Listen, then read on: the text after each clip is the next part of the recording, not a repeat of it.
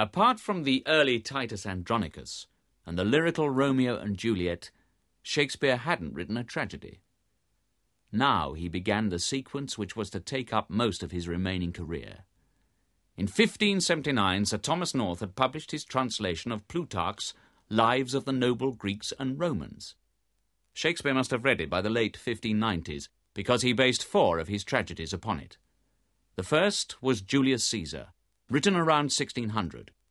Shakespeare follows Plutarch's lives of Caesar, Brutus, Cassius and Antony extremely faithfully, adding his own magic in poetry and characterization.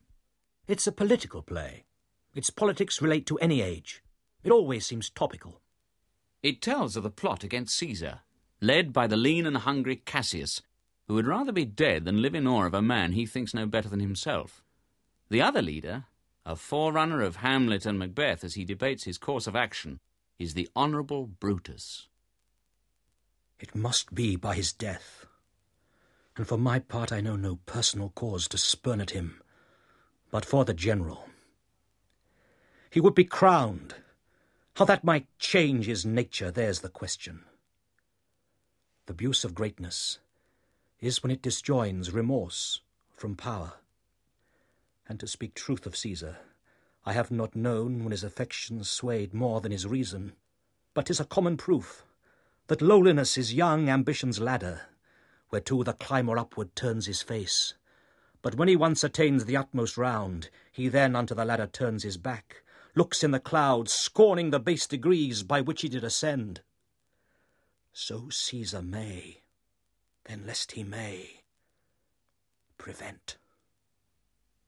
Caesar is depicted as far from the Colossus who bestrid the world. He's physically and morally degenerate, only mighty in death after his savage murder in the Capitol on the Ides of March. Mark Antony, the playboy who revels long o' nights, is shocked into action by the death of his friend Caesar. Oh, pardon me, thou bleeding piece of earth, that I am meek and gentle with these butchers. Thou art the ruins of the noblest man that ever lived in the tide of times.